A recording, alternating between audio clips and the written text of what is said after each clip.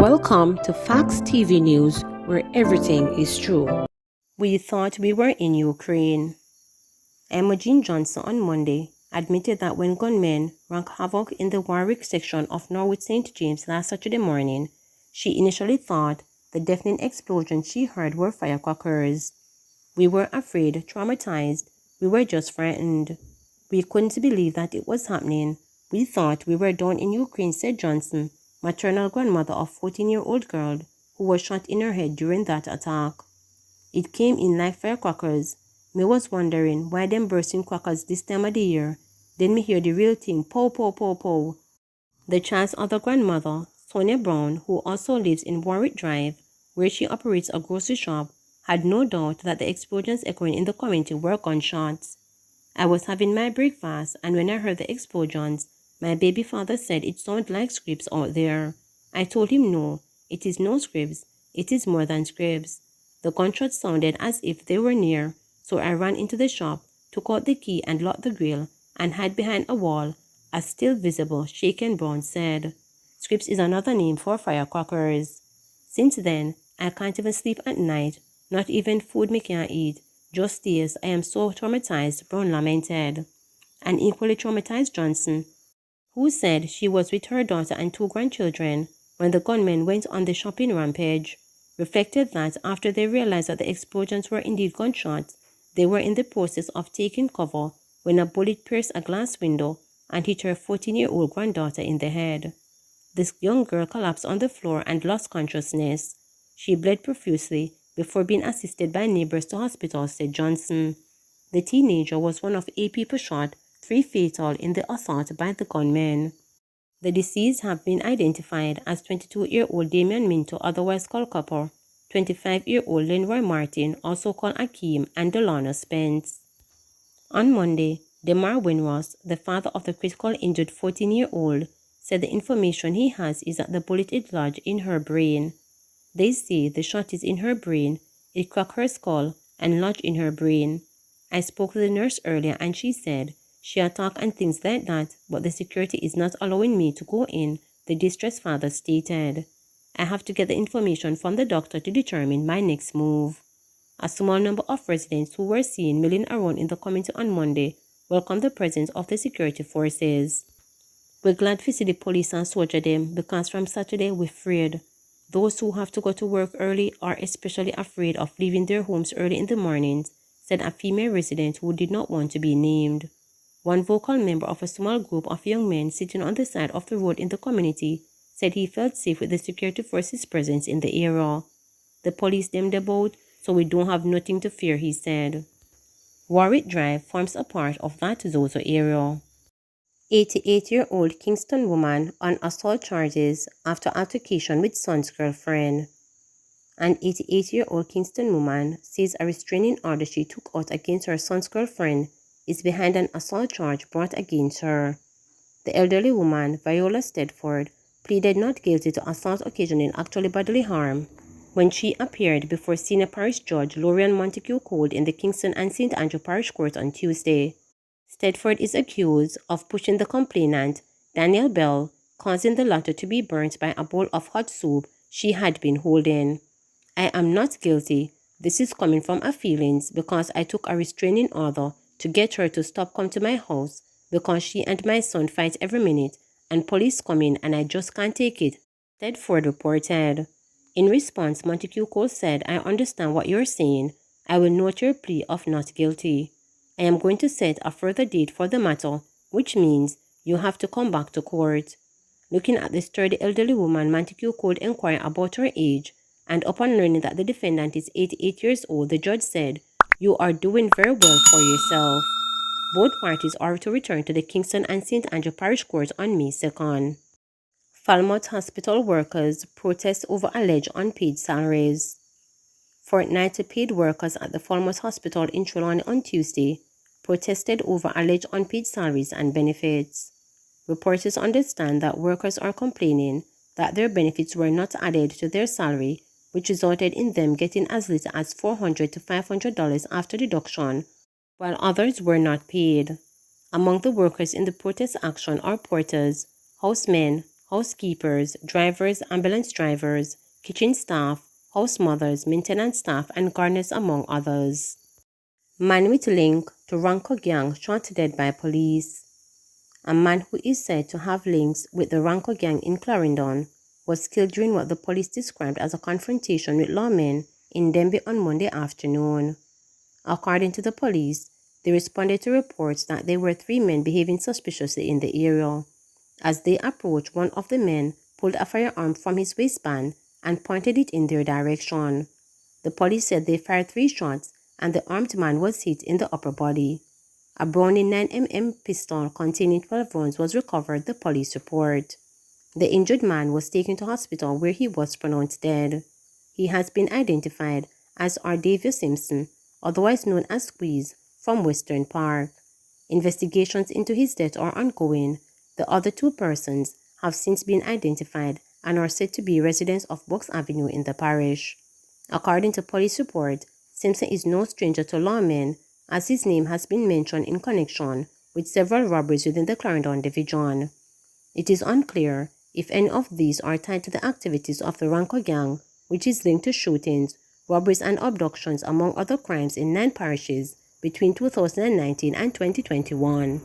It was revealed by the police high command last week that 8 police officers are allegedly members of the Clarendon-based gang. 4 of the alleged bad cops, along with other members of the gang, were taken into custody during an operation last Friday, Deputy Commissioner of Police in charge of crime Fitzbailey revealed at a social media briefing. 3 of the other cops were already in custody, including alleged gang leader Tafari Silveira, a police constable assigned to the St. Andrew South Police. Another policeman linked to the criminal network reportedly fled the island shortly after Silveira was arrested. ATL hosts electric vehicle training with firefighters. As the global automotive industry looks to a future of e-mobility, the ATL Automotive Group, Jamaica's leading automotive dealer, continues to engage stakeholder groups in preparation for the increased number of electric vehicles (EVs) expected to hit Jamaican roads in the next 5 years. Their most recent initiative saw the group hosting a series of training sessions with the Jamaica Fire Brigade (JFB) to equip emergency responders with the necessary tools to properly manage situations involving EVs. More than 50 training personnel from the Jamaica Fire Brigade benefited from the 2-part international level program hosted by Mark, ATL Automotive Technical Training Manager. The first training series was focused on imparting knowledge-based skills and expertise, while the second phase, expected to roll out in September, will see participants taking on hands-on approach through practical training at the RD each run. Mark noted, a vehicle fire causes the fire brigade many challenges because you have lot of toxic materials, vehicle parts, plastic, leathers, rubbers, and with a standard vehicle, there is gas involved. Although working with electric vehicles isn't more dangerous, it presents its own challenges, as you also have to contend with a high voltage battery, which burns very hot and is difficult to put out. This is why it is important to make firefighters aware of the new challenges they may face in dealing with EVs, how to deal with a high voltage battery fire, and how to best protect themselves and those involved from any harm. The main hazard to be aware of in EVs is the rechargeable battery, which become malevolent when the battery cell wall is damaged or the unit is exposed to extreme heat. This may lead to several issues including terminal runaway and possible reignition if the temperature is not reduced to a certain degree. Over 100 organic chemicals are generated in an electric fire, including toxic gases such as carbon monoxide, both of which are fatal. Marlon Buchanan, Assistant Superintendent, Officer Operations, Jamaica Fire Brigade, noted, EV is not new, but it is new to us, so most of our firefighters would not be exposed to fighting EV fires. This training is critical to the protection of our firefighters, so they can be educated on the proper precautions to use when the time arises. Noting that the attendees are from all 13 divisions of the Fire Brigade, Buchanan said the firefighters will take this knowledge back to their stations to train the relevant parties. We will continue to do research in this area and begin to consider the different equipment and tools we would need to acquire so we can be well prepared, he added. The second phase of training will involve vehicle familiarity, practical demonstration of equipment, emergency response scenarios, extinguishing EV fires, and rescue techniques. Among the participants was Jordan Clark, firefighter Clarendon Division of the JFB. She said, "The session was very informative and I realized that there is a lot of learned about electric cars. I am looking forward to the practical training sessions because I want to see how the system works and how we would de-energize a high-voltage battery."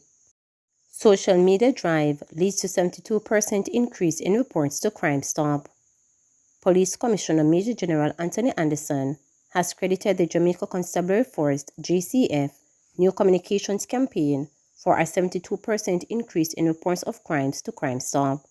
Speaking at the groundbreaking ceremony for a new police station in Anchovy, St. James on Friday, the commissioner said the increased reporting is also an indication that members of the public are cooperating with the police thrust to get guns, gang, and wanted men. "I must say that with our campaign that we've been doing, our communications campaign and our social media campaign, the reports into CrimeStop have increased by 72%, said Anderson. "These are massive changes, which means that we have a public that's coming on board with us.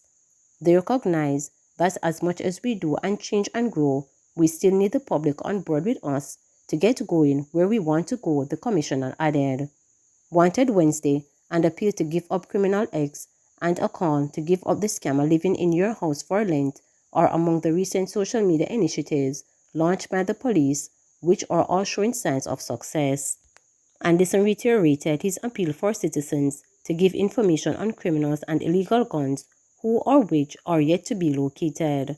"So I want to just ask any member of the public who have information and supports what we are doing to close the space that these guns are in and these gunmen are operating in, and these spaces gangs are trying to control," he urged.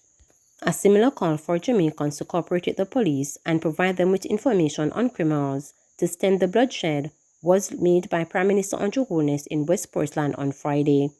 His appeal came as he condemned the gruesome murder of 3 men and the injuring of 3 other persons during a drive-by shooting in Marvelly St. Andrew.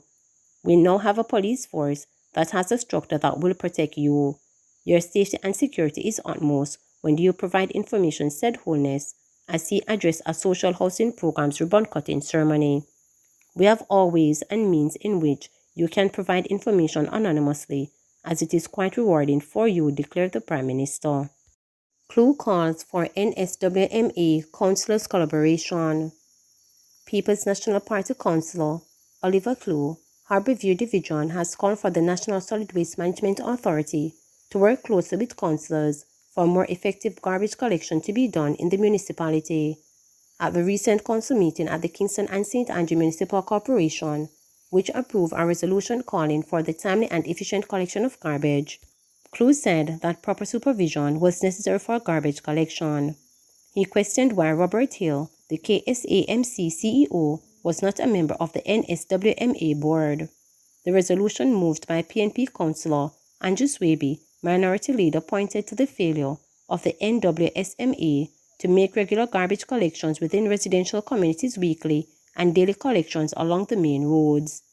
The resolution stated that the infrequent collection of garbage and improper disposal by residents would result in serious public health and environmental consequences. Swaby, who urged Kingston Mayor Delroy Williams to spend more time interacting with the NWSMA, also said that the CEO should insist upon the solid waste organization having proper scheduling.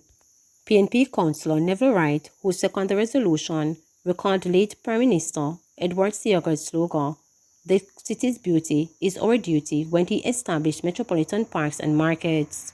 PNP Councillor Charmaine Daniels of the Allman Town Division said that a different approach was needed for garbage collection. She said that the garbage should be separated and that equipment needed to facilitate the separation should be provided. Jamaica Labour Party Councillor Dwayne Smith, Chancellor's Hall Division, said that there was not only a garbage problem but also a shortage of trucks. He said that the resolution was a waste of time. Please remember to subscribe, like, share, and click the notification bell for daily updates.